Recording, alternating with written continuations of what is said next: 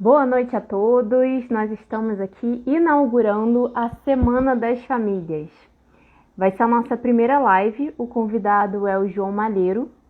Ele é doutor em Educação pela UFRJ e diretor do Colégio Porto Real. Daqui a pouco ele vai entrar. Enquanto isso, eu vou explicando um pouco mais. Olá, João. Vou te convidar aqui para a live. Enquanto isso, eu vou explicar. O Family Talks é um programa de advocacy da Associação de Desenvolvimento da Comunicação e relacionamento com o poder, né, vários entes governamentais para poder passar políticas públicas em apoio às famílias. Olá, João, tudo bem? Boa noite, como vai, Amanda? Tudo Tudo bem? ótimo. Que Bem-vindo, alegria. então, à inauguração da Semana Exatamente. das Famílias. Você é o nosso primeiro convidado. A gente está organizando essa Semana das Famílias porque dia 15 de maio é o Dia Internacional das Famílias, comemorado no mundo inteiro. E a Que gente está bacana. aproveitando, né, para aproveitar que o Family Talks é um programa de advocacy, para quem não conhece e acabou de chegar.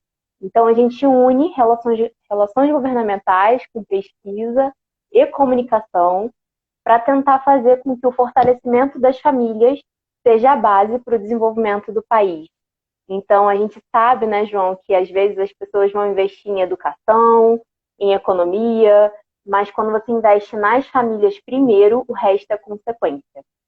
Então, para Exatamente. inaugurar essa semana, a gente trouxe o João. Eu já estava comentando que você é doutor em educação, diretor do Colégio Portugal, para falar sobre esse tema. Bem-vindo, João. Muitíssimo obrigado, eu estou muito honrado e sempre que eu posso passar o meu entusiasmo, como vocês vão perceber ao longo da live, a famílias do Brasil inteiro, vocês vão perceber que o meu ser ele explode, né? Parece que eu, como educador, como diretor de colégio, mas principalmente como educador em geral, eu acho que esse, de fato, é o principal objetivo meu atualmente. É acordar as famílias para essa responsabilidade que elas têm, estar muito juntas com a escola, esse é o meu grande grito de guerra, e é assim que eu sonho com as escolas do futuro. Inclusive, aproveito para Uhum. te dizer que em breve lançarei no meu perfil Instagram, Jeb Baileiro, uma imersão sobre esse tema, né? Afinal, como Legal. é que a gente pode sonhar com as escolas do futuro? E eu já digo desde já a solução. O futuro das escolas particulares e públicas é resgatar de novo essa união, que a gente vai falar à noite durante a nossa live de hoje sobre esse tema, mas sem dúvida Perfeito. falar de família é falar do resgate da educação no dia de hoje. Perfeito. Sabe, João, que atualmente tem muitos dados que estão voltando, já que a gente trabalha muito com pesquisa também, focado muito em família, que indica, né, a importância da aproximação da família com a escola, que inclusive diminui a evasão escolar.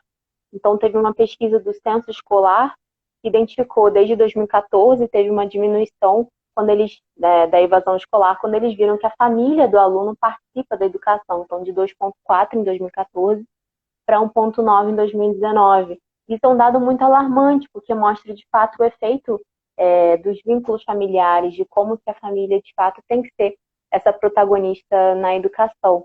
Eu acho que as pessoas estão começando a entender, mas o primeiro ponto eu queria até saber da sua experiência, já que você fala muito sobre isso. Existe pessoa que ainda não entende, assim, o que você diria para uma pessoa sobre esse tema de início, sabe? A pessoa sempre acostumou a botar o filho na escola, era sempre assim, se vira, deixa a gente viver em paz. E o que você falaria, então, para uma família que ainda não tem essa consciência? Então, muito bom, vamos Qual a começar logo indicação? então a aprofundar. Então, eu costumo dizer para os pais o seguinte, né? Na verdade, né, muitos deles, talvez a maioria deles, não tem aprendido nunca quais são os fins da educação, né? Afinal, o que é educar, né? Muitos pais nunca consideraram isso, acham que educar é ensinar a comer direito na mesa, ia brincar na sala, ia levar o filho na pracinha e depois instruir a criança na escola, desde o infantil, lá quando tem 2, 3 anos, depois faz fundamental, torcendo para que a filha aprenda alguma coisa, enfim, importante para alfabetizar, para aprender a ler, escrever, depois, quem sabe, ter um bom ensino médio, para que consiga lá ter uma sorte de passar num vestibular, num Enem e tal. Isso é o modelo, assim, da grande maioria da família brasileira, né? Eu falo, poxa, mas isso é uma visão muito, muito pobre, muito superficial do que é educar uma criança. Sabe, isso que eu acabei de expressar, eu costumo dizer, isso aqui é mais ou menos 10%. Caramba! E os outros 90%? Eu vou expor agora, mas, quer dizer, os pais hoje não têm a menor noção quais são os fins da educação. E você sabe por quê, Amanda? Porque, na verdade, os pais também nunca puderam aprender, nunca tiveram a sorte, a chance de aprender do que é uma pessoa humana. Os pais não sabem que uma criança que esteja lá na frente, o filho deles, ou mesmo um professor em sala de aula, muitas vezes não sabe que uma pessoa humana é um elemento muito complexo, que tem várias dimensões que têm que ser integradas durante o processo educativo ao longo dos anos na escola, e esse processo não dá certo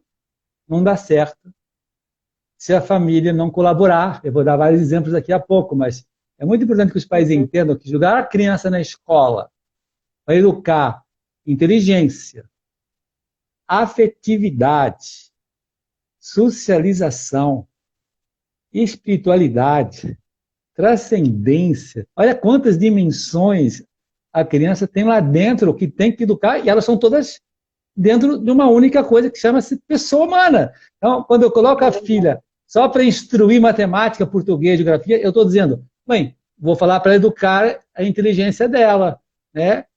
E eu digo às vezes, se a escola até fizesse isso bem, já seria um super ganho, né? Mas ainda falta educar a parte psicológica, educar a parte da socialização, da relação com o outro, educar depois nos bons hábitos, precisa educar depois na parte também religiosa. A pessoa tem uma alma, tem um espírito, isso faz parte da inteligência, isso faz parte da vontade, isso faz parte da alma. Então, repare, são dimensões tão complexas, se a pessoa não sabe de tudo isso, obviamente, quando vai buscar uma escola, ela não pergunta se a escola educa tudo isso. Acho que ela vai perguntar se ela é boa no Enem, se ela é boa nos resultados, que ela vai estar preocupada só com uma pequena dimensão da pessoa humana, que na verdade não é a mais importante, inclusive, na minha opinião, a mais importante é educar a vontade da criança e não tanto a inteligência dela. A gente conhece, né? Eu conheci ao longo da minha vida várias pessoas inteligentíssimas, várias pessoas de sucesso, vamos chamar assim, intelectual, que passavam em tudo e conseguiam bons empregos, mas depois ficam agonizando na praia porque estão solitários, porque não amam ninguém, porque já separaram 3 vezes, porque estão se sentindo muito vazias. Então, eu pergunto, isso aí é um sucesso, esse projeto educacional? Não, a gente não pode acreditar. Então, a gente tem que lembrar o seguinte, viu, Amanda? Uma boa escola hoje é aquela que, no fundo, não consegue conceber a verdadeira educação sem a família. Isso é a boa escola. Sabe? Ela já entendeu que é a pessoa humana, já entendeu que precisa da família para educar nessas dimensões todas. Então, a missão da escola é justamente aproximar a família da escola. Vou dar um exemplo para você que você vai entender. Olha, um professor manda um recado para o pai. Querido pai, seu filho hoje se portou muito mal na escola, porque, além de ter batido num colega, colou numa prova e ainda invadiu a secretaria e roubou uma caneta. Olha a notificação que o pai recebe. Você sabe que muitos pais, ao receber essa notificação, falam: isso é um exagero da escola. Quer dizer, não aceitam, não não ouvem, não reagem convenientemente, como se esperaria de uma família nobre, uma família bem educada.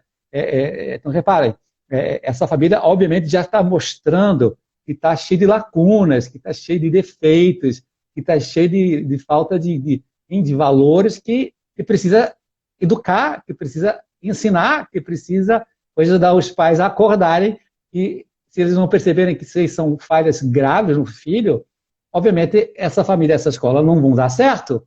Concorda comigo? Não dá para educar uma criança assim na escola. Você sabia que 90% de uma criança indisciplinada na sala de aula, desde a educação infantil até o ensino médio, 90%, a causa não é a criança.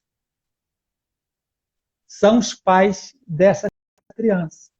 Estão brigando, estão separando, estão sem emprego, que o pai é bêbado, que a mãe está depressiva, e a criança vê isso no clima da família e leva para a sala de aula,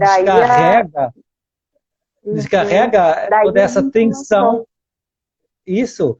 Agora eu vou te dar outro exemplo ao contrário, né? Para você entender a importância de família e escola estarem juntas. Um pai, bom pai, boa família, com valores, virtudes, vai na escola tranquilamente, levar seu filhinho e tal, e vê a entrada do colégio uma propaganda de um livro que está à venda na escola. A Bolsa Amarela. Você já ouviu falar desse livro? Eu li esse livro, João. Então, você lembrará muito bem que esse livro, né, é um livro que tem umas intenções tortas, claramente tortas, que querem que aquela menina se torne um menino, aí vem todo o problema da ideologia de gênero, toda essa temática que nós sabemos muito bem que está na moda, tudo isso. Então, obviamente, um bom pai que tem, pois, que defender a sua filha dos valores que acredita que são os melhores para a filha, vai lá na escola, reage como qualquer pai que quer defender a filha pois, do mal, então vai lá e o que muitas vezes acontece é o quê? O diretor também, ou por uma vez ele sai pelo outro e não dá o valor e o peso e a importância daquela boa postura da família, então, naturalmente, a família também fica indignada e acaba um pouco que desistindo, desligando, porque percebe que se sente impotente diante do sistema educacional. Isso acontece muito em escola pública, que não tem poder, não tem como tirar esse diretor da escola, não tem como mandar embora esse professor, não tem como... a pessoa se sente impotente, então, naturalmente... Então, essa relação de família e escola, que tem que ser uma relação de confiança mútua, porque as pessoas têm que entender, que se eu entendo que ambos são peças importantes para formar essa pessoa humana complexa que a gente está expondo aqui, então, naturalmente, né, os dois, família e escola, os dois têm que estar alinhados com os mesmos valores e nas mesmas virtudes para que essa sintonia, esse diálogo funcione, né? Senão é uma conversa de surdos, né? E não vai haver comunicação. E essa é muitas vezes a causa principal hoje dessa separação família-escola, porque, na verdade, hoje vivemos num relativismo tão profundo que não há esse diálogo, porque cada um pensa o que quiser, né? A verdade é relativa, então, obviamente, os pais podem ter uns valores, virtudes, a escola pode ter outros, os professores podem ter outros, então fica um tiroteio, né? Nesse ambiente também como inimigo, né? Eu lembro que na minha época de escola o professor via que o problema estava com o pai e o pai via que o problema era professor. Então, em vez de ter uma comunhão de interesses para o bem da criança, na verdade tinha uma dicotomia. Era como se eles estivessem disputando, seja atenção, seja protagonismo na vida daquela criança. E uma coisa também que eu vi, a Georgia comentou falar mais sobre a educação da vontade. O importante é entender que a vontade ela não é educada em um só momento, né? Quando você pensa numa pessoa que é complexa, você sabe que os hábitos que ela tem, e com isso as virtudes que você estava comentando, elas são exercitadas, inclusive porque são hábitos, em todos os momentos da vida daquela criança. Então, seja em casa, seja na escola. E quando não há uma consonância, uma sintonia dessa finalidade, que era o que você estava comentando, João, aí de fato há uma certa quebra. E é possível até, eu imagino, que uma criança tenha diferença de comportamento em casa e fala, mas na minha casa ele não faz isso, mas na escola ele faz aquilo. Na verdade, é porque não existe uma sintonia dessa finalidade. E aí eu acho que é por isso que deve acontecer de ver a família como a inimiga da escola ou a escola como inimiga da família, enquanto que, na verdade, deveria ser exatamente o oposto, né? E quem sai prejudicado, principalmente, é a criança. E é isso que acontece. Exatamente. E, João, assim, a gente sabe da importância, então, da aproximação, né? De como que uma escola precisa chamar esse pai. Mas se eu sou um pai que estou até assistindo a live, inclusive queria reforçar, o tema da live é como aproximar família da escola, ou a escola da família, porque é mútuo, né? Se eu sou um pai que eu quero melhorar nesse aspecto, quais são os critérios ou quais são os parâmetros que eu consigo ter para avaliar se eu estou tendo uma boa relação com a família, com a escola da minha filha, por exemplo, ou se aquela escola está de fato me atraindo para participar mais da educação? Existe algum pilar, algum parâmetro para a gente conseguir avaliar como que a gente está dentro da nossa família em relação à educação dos nossos filhos? Então, essa pergunta é muito boa e muito objetiva, né? Você quer pilares, quer pontos, quer critérios para eu Exato. avaliar A Carla está os até pais hoje? comentando aqui, ó, as famílias nem sabem o que devem buscar numa escola. Então, assim, quais são esses parâmetros que eu devo buscar? Isso, muito Exatamente. bem. Então, ó, em primeiro lugar, eu gosto de responder essa pergunta definindo o que é uma escola. O que é uma escola? Qual é o Certo. conceito de escola que um pai e um diretor de escola têm que entrar em acordo para que essa relação seja uma relação feliz, duradoura? Então, eu uso uma definição de um pensador espanhol, não sei se você já ouviu falar, Amanda, que chama-se David Isaacs. É um Não, pensador nunca bem vi. conhecido na Espanha, ele já tem bastante idade, mas ainda é vivo, que ele define a escola do seguinte modo. Olha que definição. Uma escola é um projeto comum de melhora integral dos pais, dos professores, dos funcionários e, em último lugar, dos alunos. Não. Isso é uma escola. Então, um projeto de escolar não é só educar criança.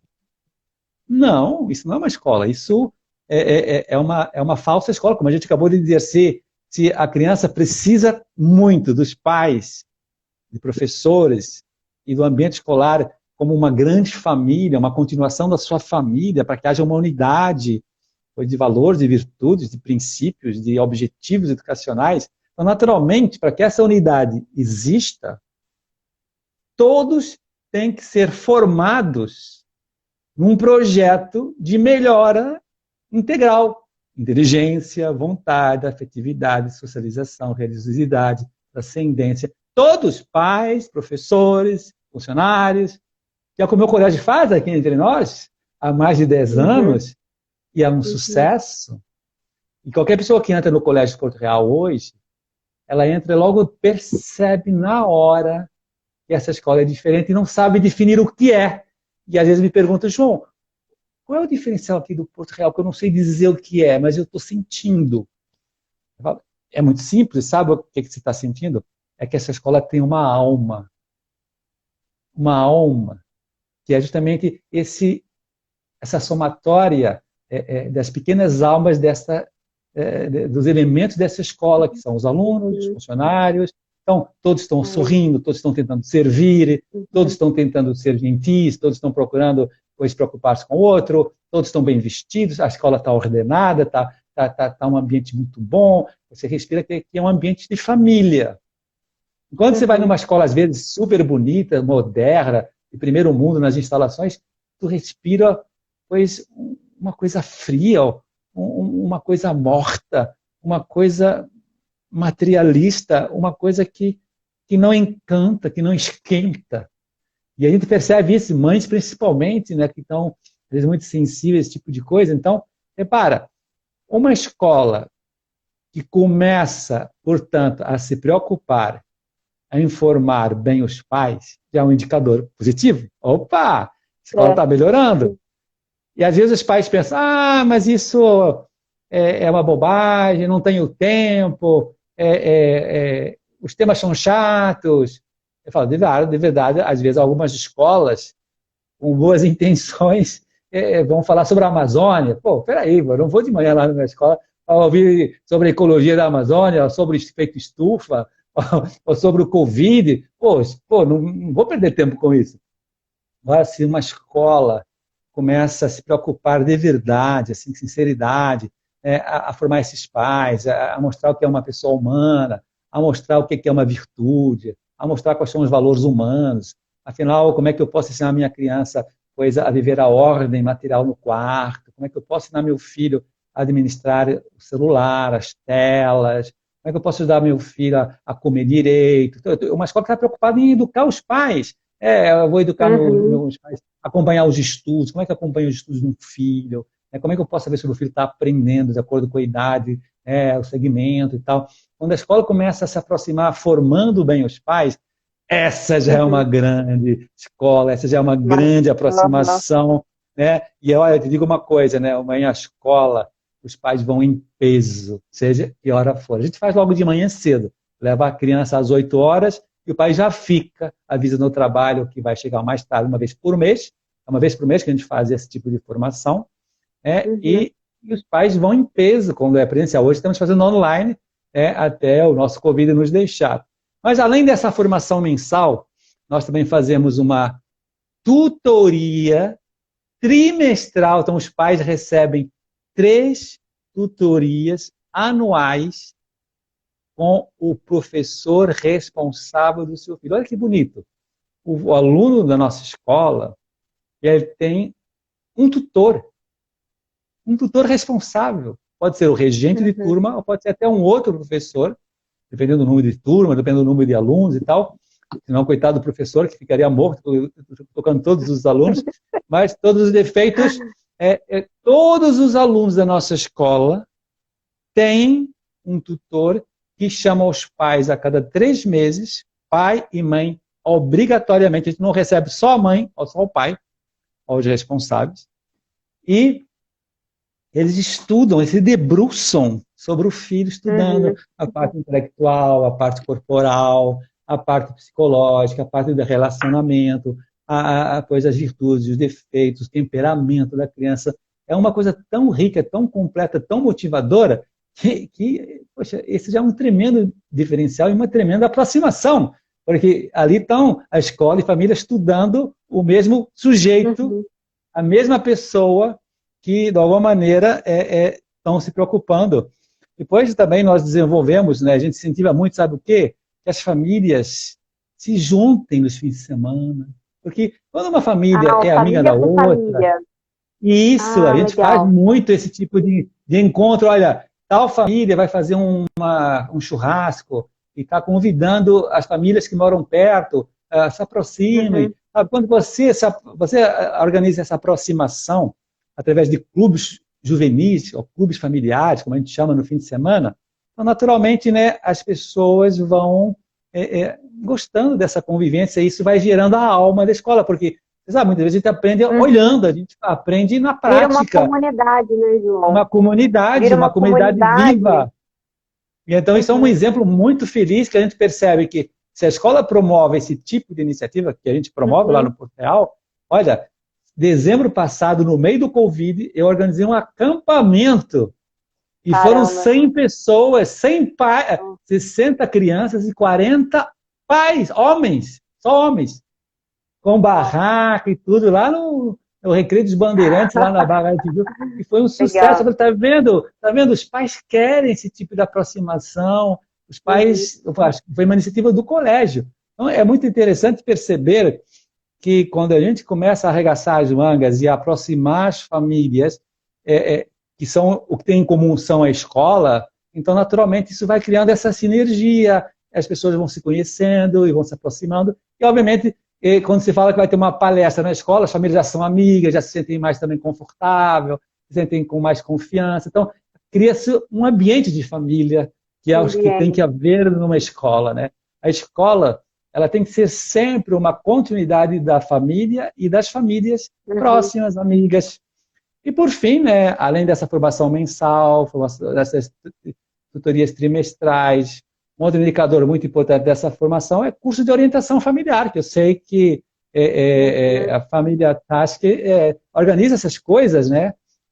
Vocês estão muito ligados ao IFFD, né? Então, é uma coisa maravilhosa, enfim, não vamos aqui aprofundar nisso, mas isso também não deixa de ser uma forma, então, da gente perceber, quando a escola promove esse tipo de curso de orientação familiar e traz um especialista no fim de semana para falar sobre isso, naturalmente, né, essa escola já está dando um bom indicador que está se aproximando da família.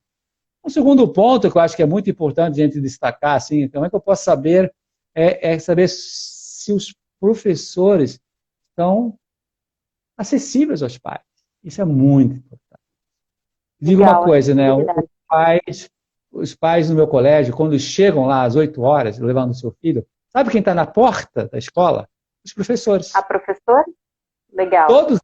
Todos eles estão lá à disposição. Se a mãe quer falar alguma coisa, quer ter alguma dúvida, o filho comentou alguma coisa sobre a lição de casa, os professores estão disponíveis assim, na entrada e na saída da escola, conversam com os professores de forma confiante, de forma amiga, porque fazem parte da família.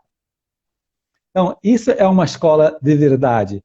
Então, isso obviamente é um super indicador. Se a família sente que os professores estão à disposição dos pais, estão abertos a uma conversa, a uma tira-dúvida, a uma indicação, a um sopro no ouvido, ó, meu filho não dormiu bem essa noite, vê se você tal, né, ajuda e tal. Então, obviamente, já é um super indicador. Depois, uma coisa que nós também incentivamos muito é quando a gente vai organizar uma festa de junina, por exemplo, sabe quem organiza a festa junina? As mães.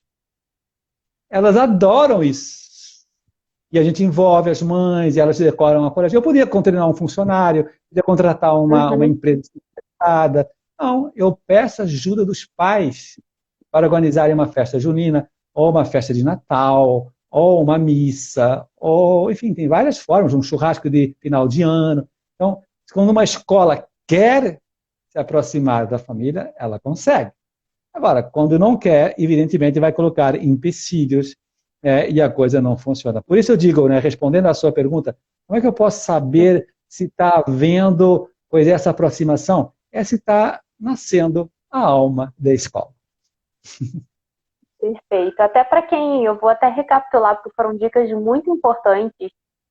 Aqui a gente está tentando ver como a gente garante essa aproximação entre escola e família. E eu gostei muito dessas dicas, né? Que é o quê? Ver se a escola tem um foco nos adultos, ver se a escola tem algum tipo de formação especializada para criança, que no Colégio Porto Real eu sei que é através da tutoria.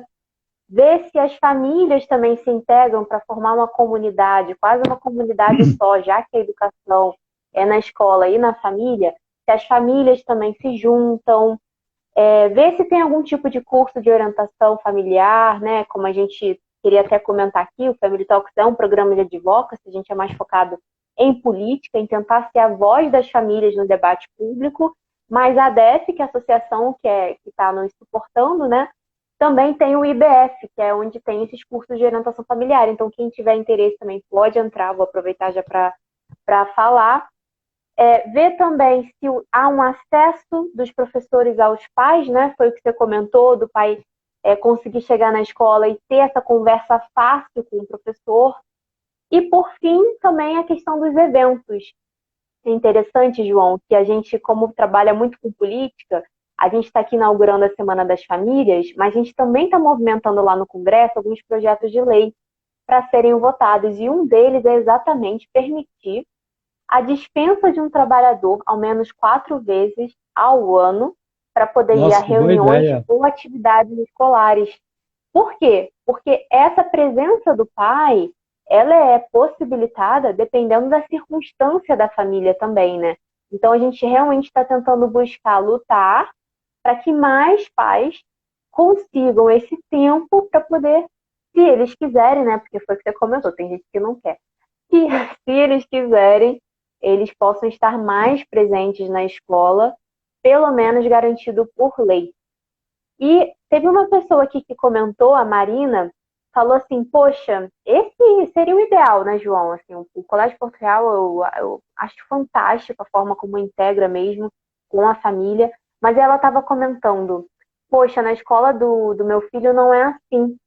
Então, eu vou aproveitar esse gancho das dicas que você já nos passou de uma referência boa, mas num cenário em que eu sou pai, tenho filhos numa escola que não favorece a aproximação. Essa é a escola que eu tenho, não tenho como mudar. Como que eu, como pai, posso agir, mesmo que de forma particular, para melhorar a aproximação? Você teria, sei lá, umas 3 dicas para dar para as pessoas que estão nos assistindo que, por exemplo, não tem um colégio em Porto Real para botar os filhos, mas que quer melhorar nesse aspecto. Então, o que que você falaria, por exemplo, para a Marina?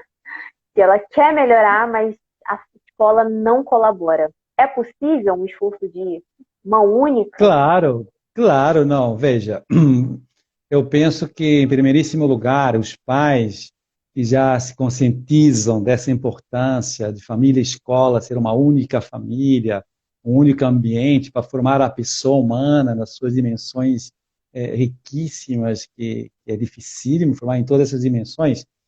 Essas Uhum. famílias, em primeiro lugar, têm que se juntar, né, porque são elas que dão, né, a razão de existir dessa escola, e fazer uma reunião com os diretores dessa escola, proporem uma reunião para que eles se sintam, de alguma maneira, é, conscientes dessa preocupação.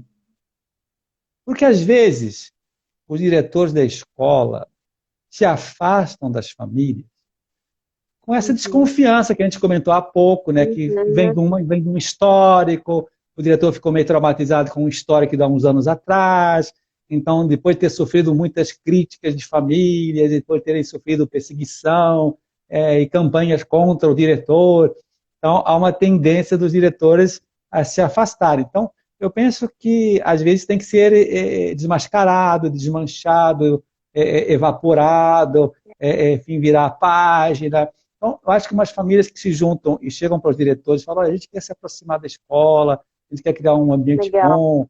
Então, acho que esse primeiro papo já, algumas vezes, os diretores perdem um pouco o medo, né? Comunicar. É, Isso. Depois, eu acho que outro ponto importantíssimo é entender que muitos diretores se sentem inseguros porque têm um pouco de medo da uhum. intervenção dessas famílias na parte acadêmica. Poxa, e eles vão querer invadir esse conteúdo, e vão querer impor esse professor, e vão querer reclamar desse meu projeto. Então, eu acho que uma maneira muito, vamos dizer assim, linear para resolver essa questão é que o projeto educativo da escola seja mais claro para os pais. E muitas vezes os pais nem sabem qual é o projeto educativo. Quando Uhum. existe um projeto educativo claro, quais são os objetivos para ser ensinado em cada ano, quais são os conteúdos que vão ser ensinados, como é que vai ser pois, a metodologia, a avaliação, como é que vai ser pois, as tutorias, como é que vai ser pois, as virtudes que vão se ensinar, no meu caso é isso, né? Enfim, quando há um Uhum. projeto educativo e um ideário muito bem definido, então, naturalmente, esse documento protege os diretores, por um lado, porque, olha, está aqui no projeto, esse aqui, você veio para essa escola e você quis aceitar esse projeto, então nós vamos viver esse projeto. Então, isso já dá uma certa segurança para o professor e para o diretor, para que não se sinta com medo de ser cobrado exageradamente, se sinta invadido e dê Sim. uma certa insegurança. Não, Uhum. digo, agora na pandemia, vou dar um exemplo, eu sou o diretor do Uhum. Porto Real, então, naturalmente, eu tive muitas pressões. Imagina, famílias que queriam um tipo de aula, um tipo de Uhum. aula online, aula gravada, aula para 2, aula para 10, aula para 20. Havia de todas as teorias. Então, um bom diretor, se tem um projeto educativo na mão, e tem um bom diário na mão, e recorre isso para os pais com frequência, recorre isso para os professores.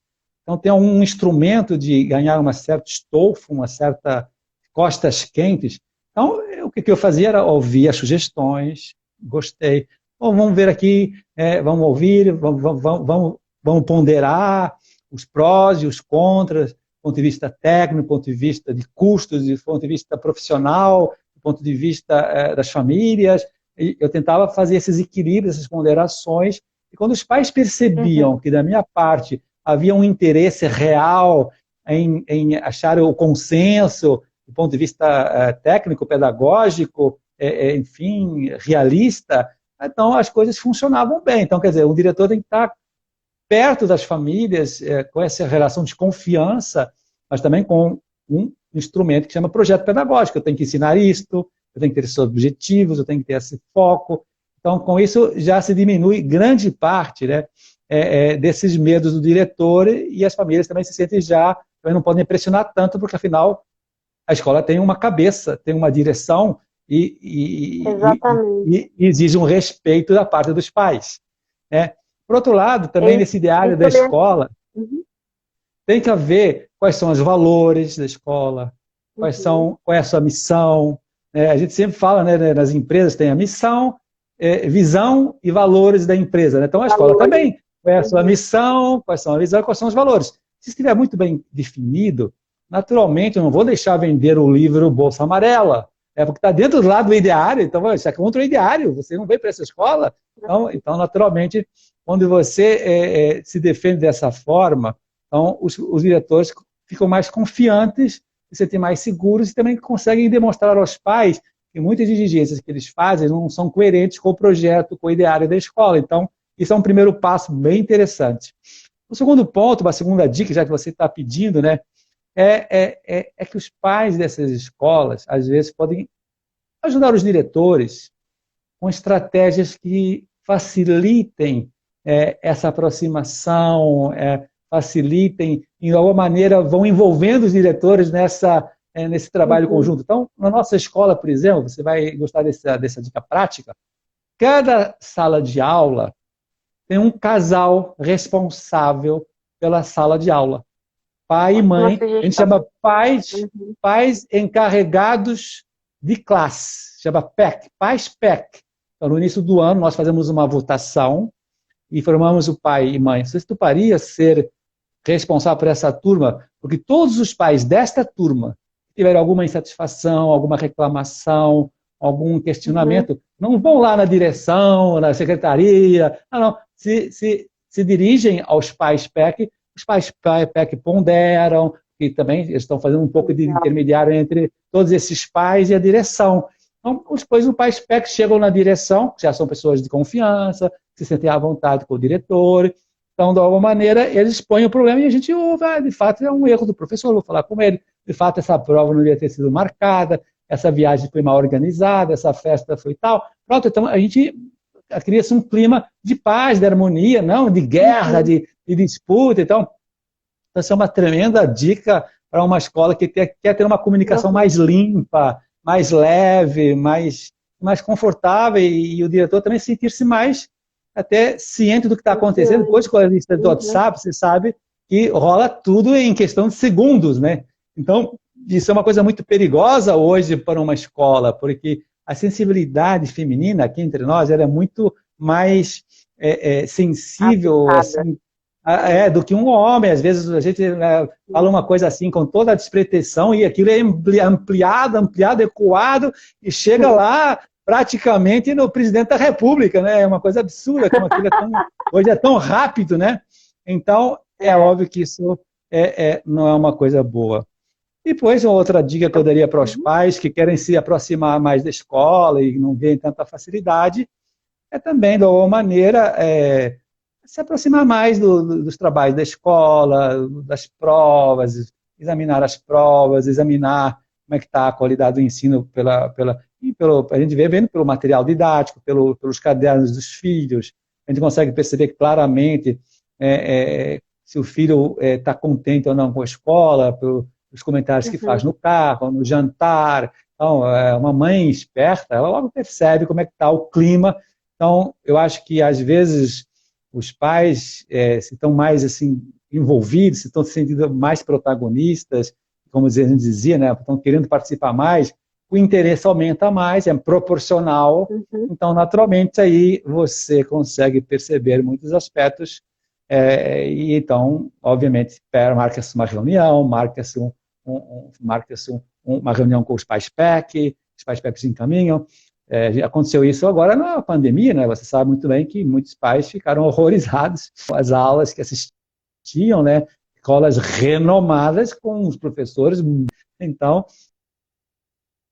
isso foi uma coisa que muitos pais ficaram horrorizados ao ver aulas cheias de ideologias, aulas bem, enfim, com questões Foi uma ideológicas meio circunstância duvidosas. que os pais se obrigaram a prestar atenção no que o filho estava vendo, muito por conta de viabilizar esse acesso, né?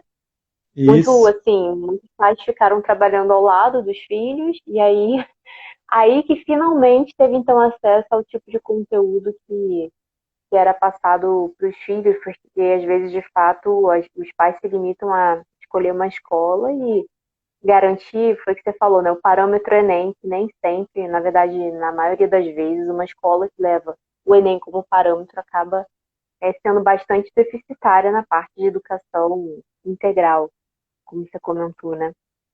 Sabe que. Mas, enfim, mas eu acho que é importante que os pais saibam que é um direito deles Uhum, marcar uma reunião com a direção, com a coordenação, é, com o professor, uhum, diante de uma insatisfação da escola, seja ela pública ou privada.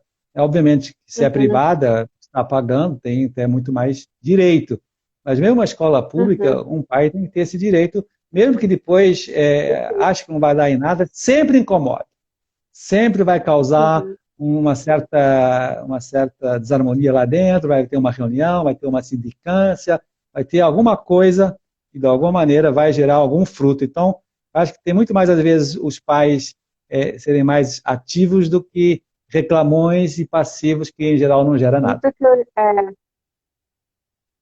isso que eu ia comentar, porque é importante ter informação sobre quem não tem uma escola como Porto Real, por exemplo, de fato pegar a informação de como é o plano pedagógico, foi a sua dica número um, ter uma estratégia, como por exemplo, se unir a outros pais, como foi a dica número dois. E o terceiro ponto também de ver os trabalhos, ver as provas, até para acompanhar, mas assim, eu não sei qual a sua opinião, mas eu penso que também a forma como você aborda a escola, né? Como você falou, os pais têm direito a ter uma reunião? Tem. Mas às vezes a própria escola, o diretor, o professor não faz nem ideia do que ele está passando, ele está só repassando. Então é importante que o pai também que queira essa aproximação, eu imagino, tenha a ideia de também não começar a criar uma guerra, sabe? De querer, agora eu estou fiscalizando enfim, ter uma atitude um pouco mais propositiva, mostrar, olha, Isso. esse plano aqui, será que funciona? Vamos marcar uma reunião. Tem outros pais também falando sobre isso. Porque senão cria um ambiente hostil e tem um problema até que pode ter o efeito de uma retaliação, sabe? De tipo, aquele pai ali daquele fulano é chato pra caramba porque tá marcando reunião pra ficar reclamando, então não vamos fazer isso não. Então é importante que os pais também que queiram essa aproximação tenham esse cuidado na hora de abordar a escola com toda a delicadeza do mundo mas com a firmeza necessária também, né, ao mesmo tempo, para poder passar a ideia de forma clara, mas ao mesmo tempo ser de uma forma propositiva e não necessariamente combativa, né? A gente sabe da situação das escolas no Brasil, mas se a gente for tomar atitude combativa em todas elas, a gente vai ver o quê? Professores revoltados, né? É o que acaba acontecendo muitas vezes. Aí aconteceu isso na minha adolescência. Minha mãe era a mãe que ia para a escola, falava, esse livro aqui, esse livro acolá. E aí ficava marcado, porque a mãe da Amanda, não sei o quê. Eu agradeço até hoje, mas é importante entrar, né, na escola e conversar com essa atitude bastante cooperativa, não necessariamente combativa, né? E, João, você estava comentando sobre a pandemia também. Teve alguma estratégia específica que o Porto Real adotou, até para continuar com a aproximação? Porque as crianças ficaram em casa, né? Estavam em casa, então já não tinha muita proximidade com a escola. Vocês fizeram alguma estratégia diferente para poder manter essa aproximação do pai com o professor, por exemplo? Tinha reunião, alguma coisa assim? Então, né, tivemos várias experiências, né, a gente foi aprendendo, né, na verdade, nunca É, tinha tido, imagino. nunca nenhuma escola tinha tido essa experiência, e depois de uns 4, 5 meses, a gente começou a achar o caminho das pedras. Mas a primeira Uhum. coisa que a gente percebeu claramente, sabe qual foi? Olha que interessante, que as crianças tinham que colocar o computador na sala de estar da casa, não nos quartos, não nos escritórios, sabe, no lugares assim, onde a criança, de alguma maneira, pudesse fazer o que Sair do quisesse. quarto? Não. Uhum. Não. Isso. Não, não. A gente descobriu que muita criança aproveitava esses momentos para dizer que tinha caído o computador, ali, tinha caído a internet, ia brincar, e a mãe achava que estava tendo aula lá bacana. Né? Também soubemos Entendi. questões de pornografia, também soubemos questões de joguinhos, então os pais ingenuamente achavam que os filhos estavam maravilhosos e tal. Então, o primeiro passo Uhum. que a gente descobriu que era fundamental é os pais estarem vigiando na prática a eficiência dessas aulas, se estavam sendo aulas boas, porque uma coisa é você dar uma aula Uhum. presencial, outra coisa é você dar uma aula online, não é o mesmo caminho. Você tem que ser um Não. cara mais didático, tem que ser umas coisas mais práticas, tem muita coisa que a gente teve que relevar, isso aqui a gente não vai dar, porque é muito abstrato para crianças pequenas, então vamos fazer mais exercícios e menos teoria, sabe? Então teve que adaptar um pouco, sem dúvida, Uhum. né, o nosso programa pedagógico, porque se a pessoa que seguir à risca, então a gente tem no nosso colégio já tem até o Fundamental 1, até o quinto ano, criança até 11 anos. Então, eu acho que o Fundamental 2 e médio suporta umas aulas mais puxadas, umas aulas mais, Sim. enfim, mais normais, mesmo sendo digitais. Mas agora, até o quinto ano, não dá, não dá. Então, obviamente, a gente percebeu que eles não tinham autonomia nenhuma para se administrar. Então, se não houvesse Uhum. ali uma vigilância de perto, sabe, e ver também como é que o professor estava dando a aula para que houvesse uma cobrança, etc. Então, aquilo ia perdendo, ia degringolando. Depois também percebemos que nós precisávamos dividir as turmas grandes em 3 turmas, subturmas. Ah, Não, interessante. não dava para dar Uhum. aula para mais de 8 crianças, que é a nossa Uhum. medida. Não dá para dar mais que Legal. 8. Até você imagina um computador com 8 carinhas, aí você administra. Uhum. Agora, com 16 não Sim. dá. Com 30, impossível. Então, isso, obviamente, acarretou que o professor tinha que dar 3 vezes a mesma aula. E então, obviamente, teve que diminuir o conteúdo, né? Porque é questão de tempo, né? Mas Sim. nós preferimos menos conteúdo bem dado do que muito conteúdo mal dado, o tal famoso telequete, você Perfeito. ensina, o aluno finge que aprende e está todo mundo feliz representando um bom teatro. Não, nós somos honestos, então a gente percebeu que dividir as turmas era uma eficácia muito grande e de fato deu certo. Depois também percebemos que os pais podiam colaborar conosco, né? Hoje está tão em moda o homeschooling, né? E hoje está tão na Uhum. moda, né? Os pais trabalharem em home office, né? Então, muitas vezes nós pedíamos uma ajuda aos pais, que eles de alguma maneira ajudassem os seus filhos numa pesquisa, que ajudassem na leitura de um livro, que ajudassem, pois a acompanhar, pois enfim, um desenho que eles tinham que fazer, enfim, foi um momento de aproximação, sem dúvida, de muitas famílias que estavam em casa. Acho que muita gente mudou a sua rotina profissional, muita Com gente mesmo, certeza. né? Uhum. Então, obviamente, algumas vezes, não sempre, que também os pais tinham que trabalhar, mas alguma vez a gente teve enfim, essa sorte de contar com as famílias, por algum exemplo. E depois, a gente também é muito da linha, né? Enfim, crianças talvez mais do quarto, quinto ano do Fundamental 1, depois do sexto em diante, que é, no fundo, o ensino moderno. Hoje o ensino moderno não é mais aquela aula de cuspe-giz, como eu gosto de chamar, mas está muito mais Uhum. relacionado ao aluno se tornar protagonista do seu aprendizado, o aluno é que vai fazer uma pesquisa, Já ouviu falar da sala de aula invertida? A sala de aula invertida é assim, o aluno estuda em casa a matéria e o professor faz a lição de casa na sala de aula. É ao contrário. Por quê? Porque só vai tirar dúvidas, só vai tal, porque o aluno já tentou a orientação do professor, o professor dá um chamado Guia de Trabalho Autônomo, GTA que chama. Guia de Trabalho Autônomo. Então a criança pega aquele guia, ele vai ter que ir lá no livro tal, na revista tal, no computador, naquele endereço concreto.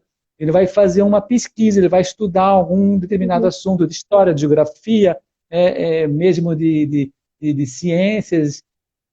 Então, o professor orientando o aluno a se tornar pesquisador, protagonista, isso do ponto de vista pedagógico é tremendamente eficiente, porque quando você envolve um aluno no aprendizado, você mesmo lembrará aquele trabalho de história que você fez na 8ª série, lembra? E você apresentou, e você depois fez uma feira no colégio, você fez uma banca, e você falou para milhões de pais, aquela pesquisa, daquele trabalho. Pô, você nunca mais esquece, você ficou tão envolvida. Então, essa é uma experiência que hoje está uma tendência das áreas das escolas modernas, é isso, é tornar o estudo híbrido, quer dizer, achar novas metodologias de ensino que sejam mais envolventes, que o aluno se sinta mais professor e menos aluno. Isso é uma coisa bem importante. Então, nós fizemos algumas experiências desse sentido e fomos muito bem sucedidos. E depois eu também organizei, foi uma experiência assim, depois do 8º mês de Covid, ano passado, né? A gente sempre achava que ia começar, né? Sempre essa falsa esperança. Então, eu comecei a perceber que a grande deficiência que gerou toda essa pandemia foi a falta de relacionamento entre eles. Você não imagina como isso foi dar a tese de doutorado, isso, né? Como hoje a socialização na escola ela é fundamental para o aprendizado. Tem muitos pais que são defensores do homeschooling, não vou entrar aqui nesse mérito, mas esquece que muitas vezes esses embates em sala de aula, esses choques de temperamentos, de opiniões, de culturas, de condições sociais, e diversos históricos de famílias diferentes, etc., isso gera um afofamento intelectual para a criança aprender melhor, de alguma maneira, com os iguais e com os diferentes. Então, quando a gente percebeu que isso terminou no confinamento, eles estavam muito sozinhos em casa, mesmo na tela ali não havia uma interação. Então, eu organizava o que eu chamava de encontros virtuais com os alunos. E eu, que sou professor de virtudes, eu organizei várias aulas sobre virtudes. Aí era para todos os alunos. Por quê? Eu tenho vários filmes na internet, no meu computador, mais de 100 filmes para ensinar virtudes. Eu ensino isso há muitos anos. Então, imagina, eu passava um filme, porque a gente pode compartilhar a tela, os alunos ficavam vendo o desenho animado. Eu falava, dá um exemplo para vocês, a história dos 3 porquinhos, dá um exemplo. Então, pronto, eu mostrava a história da Disney, famosa, todo mundo já conhece, mas dali eu tirava toda uma sequência depois sobre a virtude da preguiça, sobre a virtude da inconstância, sobre a virtude da generosidade, que são os 3 porquinhos, qual era a vantagem e desvantagens dessas virtudes, esses defeitos. Ele era uma super aula, todo mundo discutindo o tema do filme. Então, um filme que a gente podia debater, e assim a gente juntava ali virtualmente, mas era uma participação mais centrada num filme, então a coisa ficava simpática, né? E depois eu fazia fazia uma live com um deles, assim, uma live ao vivo, tem até gravado no meu Instagram, você pode procurar até lá, e tem vários meninos fazendo lives comigo, e aí os outros queriam participar na semana seguinte, porque era o mais participativo, é o que era convidado a fazer a live com o Jeb ao vivo, os pais assistindo, como eu faço uma live agora com você. Legal. Era uma ideia simpática. Então, enfim, nós fomos achando várias estratégias para que, de alguma maneira, a gente fosse driblando todas essas dificuldades. Mas, obviamente, eu sou totalmente contrário às aulas online. Porque eu percebo que, além de toda essa... Além desse esfriamento do relacionamento e da interação, nós também percebemos que as crianças atrasaram muito a imaturidade, sabia? Quando eles voltaram presencialmente, pareciam uns bebês. Houve atraso de 2 anos na minha percepção como professor. crianças que ficaram muito estranhas, crianças que começaram a bater nos pais que nunca batiam. Houve um desequilíbrio psicológico lá violento, que foi comprovado que isso não pode durar muito tempo, pelo menos até o fim do Fundamental 2. Pode ter ensino online no ensino médio, dependendo da maturidade do aluno, ainda aceito. Olha aí como eu vejo. Ainda aceito. Agora, se são crianças muito imaturas, como estão hoje em dia, então nem isso funciona no ensino médio. Então, aquilo é mera enganação. Eu vi ontem uma criança, olha só, fui no dentista, e a filha da dentista que me atende, uma escola renomada aqui do Rio de Janeiro, não vou dizer o nome, tá no primeiro ano do ensino médio, estava fazendo a prova, né, de matemática ali no consultório, né? E a gente flagrou ela o quê? Mó cola ali, colando ali, com o celular ligado ali, colando tudo, todo mundo falando entre si e tal. Quer dizer, então é uma enganaçãozinha, né? Aquilo não é um aprendizado sério. Aí a mãe tirou o celular, ela ficou desesperada, a dentista, né? Então, um exemplo entre muitos outros que a gente sabe que aconteceram, que a gente sabe que aquilo hoje é mais uma telequete, né? Física ensina, física aprende, a gente depois espreme, a gente vê que aquilo não está tendo o resultado esperado, então naturalmente aquilo vai ser, a gente vai ver isso mais daqui a uns anos, o prejuízo que essa pandemia provocou na educação. A gente tem sinalizado isso para alguns parlamentares, da importância também da volta da atividade, né? A escola como atividade essencial, tem até um projeto de lei sobre isso, porque de fato, como que isso importa para as crianças? Só que também tem o fato de ter muita exposição à tela naturalmente também, né? Eu queria até aproveitar para quem está seguindo aqui, acompanhando, conhecendo o trabalho do Semitalks pela primeira vez, a gente vai lançar um e-book que vai ser Família Offline, Menos Telas, Mais Amor, que é toda a fundamentação da Sociedade Brasileira de Pediatria sobre o uso de telas, de acordo com a idade, e a gente também inclui dicas de como você pode ter atividades familiares para reduzir o tempo de telas, porque você com criança já tendo aula com tela, ainda põe o lazer para a tela, realmente acaba afetando a parte cognitiva mesmo da criança, então não somente pela falta de socialização, mas pela própria ferramenta de aprendizado. E, João, a gente está terminando quase por causa do horário, e aí eu já queria aproveitar para uma última pergunta.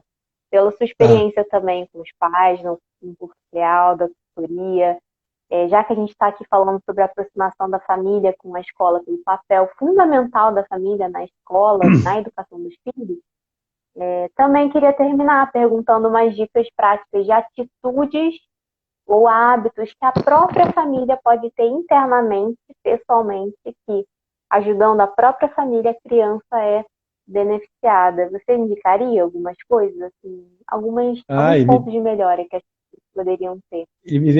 Evidentemente, né? Olha, em primeiríssimo lugar, eu gosto de dizer para os pais que os filhos, eles não podem se sentir moradores da casa. Eles são vida de rei, assim. Mãe, me traz comida, mãe, me traz roupa, mãe, me diverte, mãe...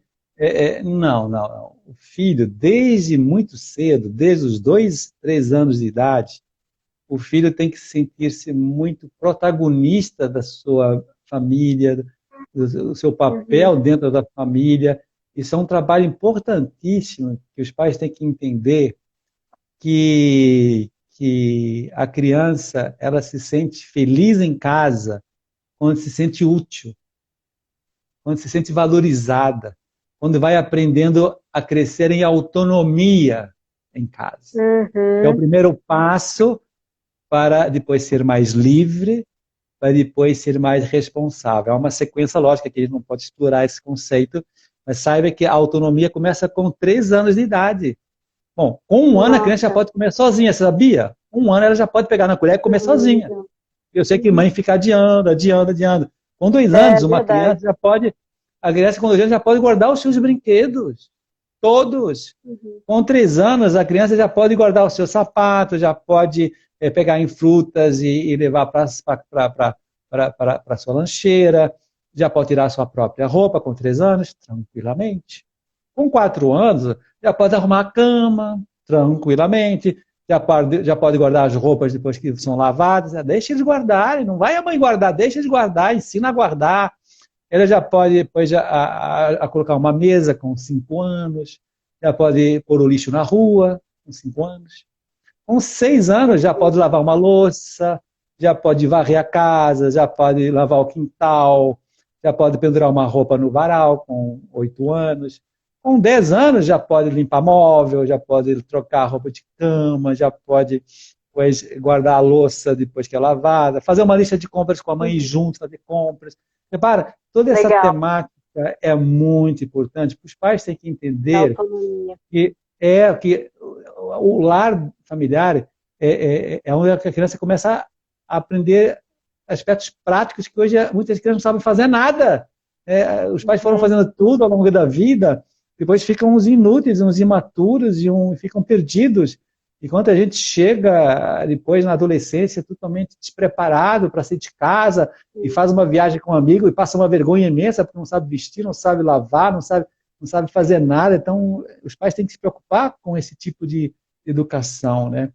Então, são aspectos interessantes. Depois, eu acho que os pais, como você acabou de lançar esse e-book, né, tem que ensinar os filhos também a prudência dos computadores, dos celulares, essa temática longa que ele não pode aprofundar, mas os pais têm que também ter esse feeling que muitas vezes eles investem muito em seguranças e moram em condomínios, põem câmeras na porta, põem porteiros eletrônicos especiais, etc, etc.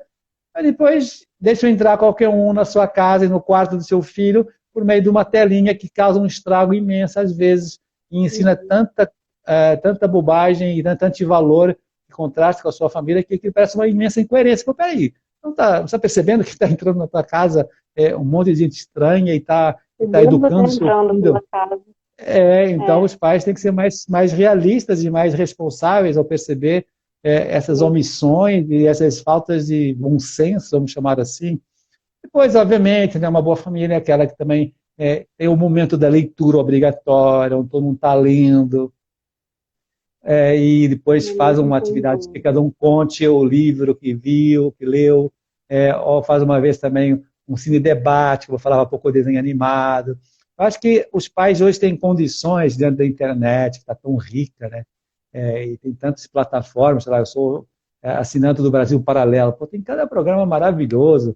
Assisti esse fim de semana A Primeira Arte, né, que é sobre a música, e, nossa, são 13 documentários lindíssimos, e aquilo pode ser mostrado para uma criança de 14 anos, 16 anos, e pode muito bem, já criando um critério. Então, os pais hoje têm condições para fazer uma programação cultural dentro do ambiente familiar, com muita iniciativa, né? Eu acho que é um pouco... Tem muitas ferramentas disponíveis, né, João? Isso, que antes não tínhamos. Então, hoje está muito mais fácil você organizar uma programação rica, né, dentro da família. Às vezes, as famílias hoje são as famílias piquenique. Sabe? Acha que a família é chegar em casa e ficar relaxado, cada um num canto, descansando, como num piquenique, e ninguém me enchendo a paciência e cada um no seu canto. Não, isso não é uma família. Isso não é uma família. A família é uma interação de pessoas que estão ali para servir a cada um da família e ter iniciativa, e cada um com sua riqueza, temperamentos e seus talentos musicais, culturais. Isso tudo pode se tornar um ambiente tão rico, tão entranhável, que vai marcar o resto da vida. Eu te digo que eu tinha 5 irmãos, éramos 6 na minha família, e com mais os meus pais. Então, o meu ambiente familiar, até aos 13 anos, era incrivelmente bom. E fazíamos teatros para os avós, né? E nós fazíamos muitos jogos de sala, havia imagem e ação, a gente fazia muita interação entre os irmãos e os primos e os vizinhos. Então, havia um ambiente entranhável. Então, isso tem que ser resgatado. Legal. Depois, defender muito as refeições em família. Também isso é uma coisa que está sendo descuidada. E graças a Deus foi, de alguma maneira, ressuscitado durante a pandemia, porque as pessoas em casa, bem ou mal, eram obrigadas a comer juntas, porque não tinham o que fazer saindo, né? Mas então, muita gente descobriu o jantar. Coisa que eu tive Uhum. desde que eu nasci, né? Até os 13 anos, Uhum. todos nós jantávamos juntos, sempre, sempre, 8 da noite, Portugal, Lisboa. Os menores já estavam Uhum. de pijama, com roupão, jantava, brincava um pouco e dormia. Essa era a rotina, banho, pijama, jantar, brincar e dormir. Então era uma rotina. Então a gente já achava isso uma coisa normal, isso jantar em família, onde imagina uma mesa com Sim. 8, todo mundo conversando. E essa perna do frango é meu, e essa sobremesa eu quero mais, e essas disputas entre os irmãos. São coisas muito bacanas, muito entranháveis. Então, naturalmente, quando você vai criando esses Legal. climas, então a família se torna um ambiente agradável e todo mundo quer voltar para casa depois do trabalho, depois da faculdade, e se sente com um ambiente valoroso. Perfeito. João, muito obrigada. A live foi maravilhosa. Eu vou até convidar as pessoas que chegaram no final para assistir tudo. Tem dica de como se aproximar da família, os parâmetros de como você sabe que uma escola ela valoriza isso. Agora no final, o João estava dando dicas práticas de como você mesmo pode melhorar dentro da sua família. E além de te agradecer, eu também vou aproveitar o finalzinho para falar para o pessoal acompanhar a sua página, né, que fala muito sobre formação. Você tem um curso também, muito focado na formação de crianças, adolescentes, de pessoas, enfim, porque você está realmente preocupado com a formação de todas as pessoas. E também para quem está nos conhecendo agora, para seguir a nossa página, a gente tem muito conteúdo associado à pesquisa, mostra a importância da família. E recapitulando, está sendo o primeiro evento da Semana das Famílias. Vai ter audiência pública no Congresso, sessão solene, live com deputado. Olha, vai ter evento na Assembleia Legislativa do Rio Grande do Sul amanhã. Então, eu queria chamar todos que estão nos assistindo a acompanharem a página do João Malheiro, @gebmalheiro, e também a nossa, que tem muita novidade por aí, incluindo o e-book sobre viver com menos telas. João, muito obrigada, foi maravilhoso. Eu fiz várias anotações aqui, ó, que eu vou levar para minha vida. E, de fato, muito precioso tudo que você fala e toda a sua orientação aí que ajuda todas as famílias do Brasil. Muito E obrigada. queria que você, então, a família tal, sempre pudesse contar comigo para outros eventos. Como você percebeu, eu sou um apaixonado pelo tema. Aqui tem milhões de projetos, de ideias que a minha vida foi me acumulando. E hoje eu estou naquela fase que a gente quer passar para o outro, para as novas Legal. gerações. A gente se sente muito feliz fazendo isso, sabe? Se eu Uhum. recebi tudo desde jovem, eu fui um privilegiado, eu me sinto sempre nesse dever agora de passar. Então, eu vejo que o ideal de vocês é muito bonito. Eu queria que vocês se sentissem que eu estou no time. Eu estou com vocês. Legal. Perfeito. Então tá, gente. Olha, acompanha o resto então. E uma boa semana. Acompanha aí a Semana das Famílias. E nos vemos em breve. Tchau, tchau, João. Um abraço.